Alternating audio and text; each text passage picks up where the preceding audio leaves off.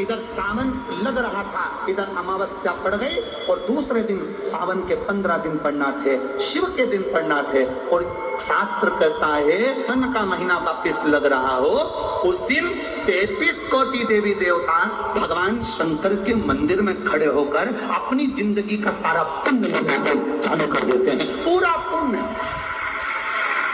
अमावस्या पूनम को अमावस्या पूर्णिमा को भंडारा क्यों चलाते हैं, उसका कारण क्या? इनने कौन सी कथा सुन रखी है कि अमावस्या पूर्णिमा को भंडारा करो? अमावस्या के दिन कोई शंकर का भगत आ गया, कोई शिव का उपासक आ गया, कोई शिव का ओगड़दानी का भगत आ गया, कोई नारायण का भगत आ गया, उसको कुछ खिला दो, उसका मुंह झूठा करा दो। आखिर कारण क्या? बड़े बड़े घरों में ब्राह्मणों को निमंत्रण दिया जाता है, अमावस्या पंडित जी आ जाना भोजन कर जाना, पूर्णिमा पंडित जी आ जाना भोजन कर जाना, पूर्णिमा के दिन कथा कर जाना, अमावस्या के दिन कथा कर जाना। अमावस पूनम का ऐसा योग क्यों बनता है? उसका कारण केवल एक, शिव महापुराण की कथा कर रही है। अमावस्या का दिन था, दूसरे दिन सावन का महीना वापिस चालू, श्रावण वापिस चालू होना था। दोनों का जब संजोग होता है, सावन का जब संजोग होता है, आपको कथा में भी पहले कहा, मेहमान तुम्हारे यहाँ रहते हैं जब तक बच्चों को कुछ नहीं देते हैं। मेहमान जिस दिन जाते हैं 200-500 रुपए बच्चों को दे जाते हैं। और सावन का वापिस मध्य का प्रारंभ का दिन वापिस हो जाता है, जब होगा सावन वापिस चालू होगा, उस दिन 33 कोटि देवता, यक्ष, गंधर्व, देवता, पितर सब उस दिन लुटाते हैं, संपदा देते हैं, बेबकू देते हैं। और उस दिन भूल से भी अगर एक कनेर का फूल शंकर भगवान पर चढ़ जाता है तो जिंदगी का सारा भंडार हो जाता है। एक पुष्प कनेर देखा है? पंचपुष्प शिव महापुराण की कथा बाकी है पहले, उसमें कनेर के फूल का भी दर्शन कराया था। ये रोड के ज्यादातर लोग ये कनेर का जो फूल है ना रोड के बीच में लगा देते, क्योंकि उसको जानवर भी नहीं खाता, पशु भी नहीं खाता, पक्षी भी नहीं खाता, जहरीला होता है, पीले कलर का होता है, लंबा, काम भी कुछ नहीं आता, बस वो कनेर का फूल। और आंधी तूफान पानी गिरता है तो जमीन पे टपक जाते, ढेर सारे गिर जाते। देखे कि देखे? अरे बोलो तो जम के देखा है ना? उसको बकरी भी नहीं खाए, पशु भी नहीं खाए, पक्षी भी नहीं खाए, जानवर भी नहीं खाए, जहरीला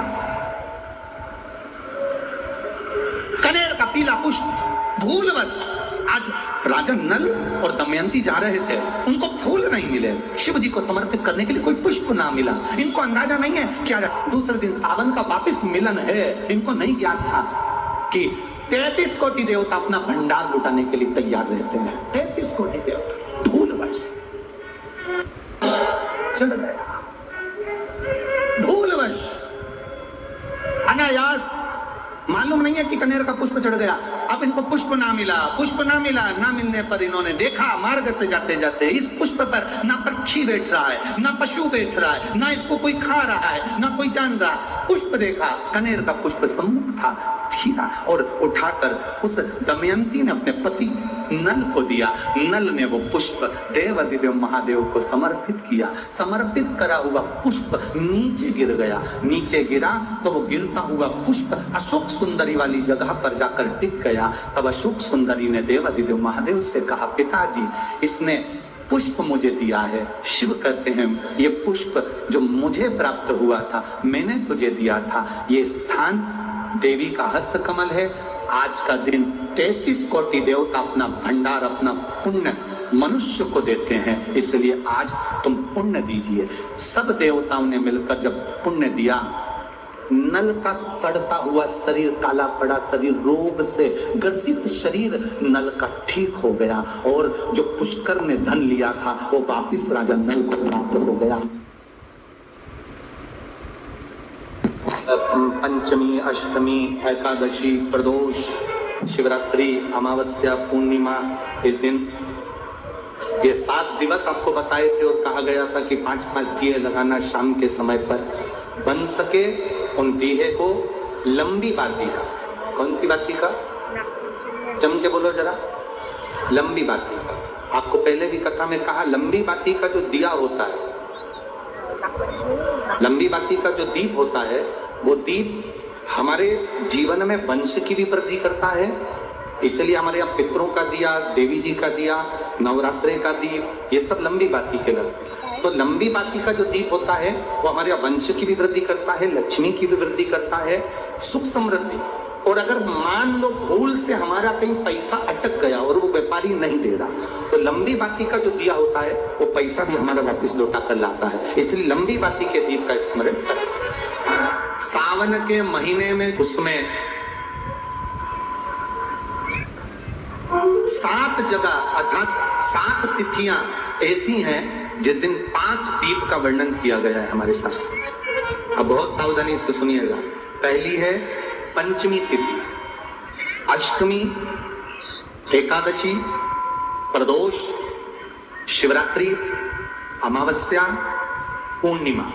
ये 7 तिथियां हमारे यहाँ सावन के अधिक मास का जो संयोग होता है, इसमें ये 7 तिथियां वो तिथियां हैं 7 जिन तिथियों में अगर हम 5 दीप घृत के घी के 5 दिए अगर अपने दरवाजे के बाहर केवल भगवान की भक्ति के लिए, शिव तत्व की प्राप्ति के लिए, वैसे तो दीप लगाना चाहिए तुलसी के क्यारे के पास लगा दो, मंदिर में लगा दो, या शिवालय पर लगा दो, या देवालय पर लगा दो। और इस कीचड़ पानी में अगर कहीं ना जा पाओ, अगर पानी वानी बरस रहा है, जगह जगह बहुत पानी है, भले इधर क्षेत्र में इतना ना दिख रहा हो पर अन्य क्षेत्रों में बहुत पानी है, तो कोई ना जा पाए तो भगवान का स्मरण कर कर उन दीप को भगवान के सामने प्रज्वलित कर कर 5 दिए इन तिथियों में पंचमी, अष्टमी, एकादशी, प्रदोष, शिवरात्रि, अमावस्या और पूर्णिमा, जो सावन के मही तिथियों पर जो 5 दीप भगवान के सामने प्रज्वलित कर कर अपने दरवाजे के पास में बाहर की ओर रख देता है, उसके घर में कभी रोग, बीमारी और लक्ष्मी की कोई कमती नहीं होती, उसका जीवन सार्थक हो जाता है।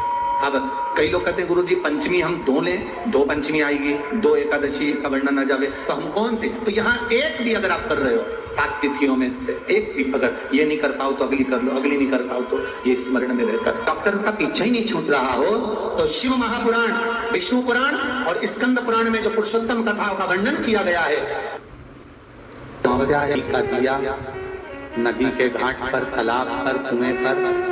शहरों में अगर नदी तालाब नहीं है तो आपके घर में जो मटका है, हंडा है, शहर वालों, गांव में अगर नदी तालाब हो, अपने शहर में हो तो वहां लगाओ, और अगर नदी तालाब नहीं हो तो पानी का जो हंडा मटका रसोई घर में होता है, अमावस्या के दिन शाम को वहां भी दिया लगा सकते हो। अगर नहीं है नदी तालाब बावड़ी कुआं तो अगर है वहां जाओ, नहीं हो तो वहां कल लगा। महीना आ जाए और श्रावण के महीने में अगर अमावस्या के दिन कटोरी, उस कटोरी में धान भर लीजिए, चावल, उसमें एक लौंग और एक बेलपत्र, बस ये रख लीजिए। जो हंडा होता है घर में, पानी का मटका होता है, पितरों का जो स्थान होता है जहाँ पानी पीते हैं अपन, मटका, हंडा, टंकी, बाल्टी, जो भी हो। आजकल तो लोग आरओ लगा लिए हैं तो नीचे भी तो मटका रखते होगे, हंडा रखते होगे, टंकी रखते होगे, उसी के पास में वो कटोरी रख दीजिए। 14 की रात्रि अमावस्या के दिन उस कटोरी का चावल, बेलपत्र, ये सब शिव मंदिर के अंदर आप कोई भी एक स्थान पर, कोई दोने के अंदर रखकर या कागज के अंदर रखकर, शिव स्थान पर, शंकर के मंदिर में शिवलिंग को केवल स्पर्श कर कर जमीन पर ही उसको कागज में या दोने में, उसको जहां जलाधारी होती है वो जलाधारी के पास में गणेश वाले स्थान पर, गणेश वाली जगह पर उसको, जो अमावस्या पड़ती है, चावल की कटोरी में एक कपूर का टुकड़ा रख दीजिए, छोटा सा, और कपूर का टुकड़ा रखकर उस कपूर को दरवाजे के बाहर कटोरी में ही, चावल रखी हुई कटोरी में ही उसको पितरों का स्मरण कर कर जला दीजिए।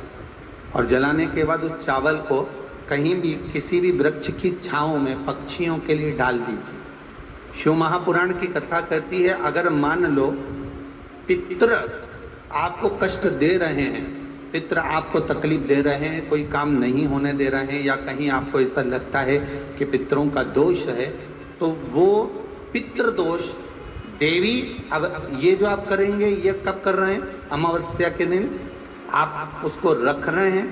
अमावस्या के दिन उसको रखकर रात भर आपने रखा कपूर के साथ में। मान लो आपको कोई ब्राह्मण देवता ने कहा कि आपके यहाँ पितृदोष है, तो आपको घबराना नहीं है कि महाराज जी मुझे क्या करना पड़ेगा, पितृदोष है। एक चावल का दाना घर में से लीजिए, हथेली पर रखिए, पानी का जो मटका होता है, हंडा होता है, पानी का जो मटका है, हंडा है, जहाँ पर रसोई घर में तुम पानी रखते हो, उस हंडे के पास में, मटके के पास में उस चावल के दाने को लेकर जाइए, अपने पितरों का स्मरण कर स्वधा स्वधा स्वधा स्वधा स्वधा 5 बार बोलकर शंकर भगवान के शिवलिंग पर, तुम्हारे घर में शिवलिंग हो तो घर में, और अगर मंदिर में शिवलिंग हो तो मंदिर में, उस चावल के दाने को चढ़ा दीजिए। कैसा भी पितृदोष होगा समाप्त। अमावस्या के दिन आपको लगता है कुछ ना कुछ तकलीफें लग रही है, तो एक पीपल का पत्ता ले लो, उसके ऊपर एक कपूर का टुकड़ा ले लो, सारे घर में घुमाकर उसको दरवाजे के बीच मध्य में जलाकर रख दीजिए। थोड़ी सी जल जला 20 से 25 मिनट के अंदर।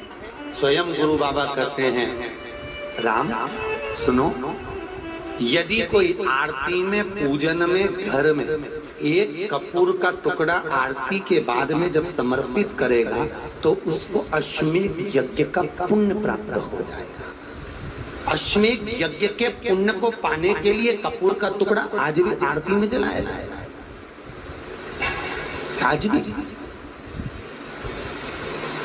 एक कपूर का टुकड़ा सुख का, इसीलिए हमारे यहाँ शास्त्र कहता है महाराज, जब आपको घर में अगर ऐसा लगने लगे कि 15 दिन से बहुत बेचैनी है, बहुत दुख तकलीफ लग रही है, कोई ना कोई बीमार पड़ रहा है, कुछ ना कुछ तकलीफें लग रही है, तो एक पीपल का पत्ता ले लो, उसके ऊपर एक कपूर का टुकड़ा ले लो, सारे घर में घुमाकर उसको दरवाजे के बीच मध्य में जलाकर रख दीजिए। थोड़ी सी देर जला, 20 से 25 मिनट के अंदर मकान में एनर्जी वापस आ जाएगी, उस भवन में एनर्जी वापस प्राप्त हो जाएगी। अमावस्या के दिन आपको लगता है कि हमारे पूर्वजों का उद्धार नहीं हुआ, हमारे पूर्वजों का कल्याण नहीं हुआ, कहीं अधोगति में कोई चला गया है, उसका बस एक बार, रोज नहीं जरूरत है, प्रतिदिन जरूरत ही नहीं, महीने में एक बार अगर अमावस्या के दिन भी आपने चंदन के थोड़ा सा चंदन अगर मेरे देवाधिदेव महादेव को 7 स्थान पर समर्पित किया है। अशोक यहाँ पर वर्णन कर रही है, मैना, धन्य और कला की कथा कर रही है। तीनों ने सनकादि ऋषियों से मांगा। चंदन भगवान को अति प्रिय होता है और चंदन ही एक ऐसा होता है जो पितरों को भी प्रिय होता है, जिसका स्पर्श मात्र लगने से पूर्वजों का कल्याण हो जाता है। वो चंदन का 7 स्थान शिवलिंग के बताए हैं, जहां पर भूल से भी अगर कोई चंदन की उंगलियां लगा देता है, 7 स्थान ऐसे हैं जहां चंदन की मात्र उंगलियां लगा देने से ही शिव पितृलोक के पितरों को मुक्ति प्रदान करके वैकुंठ लोक का निवास दे देते हैं। 7 स्थान।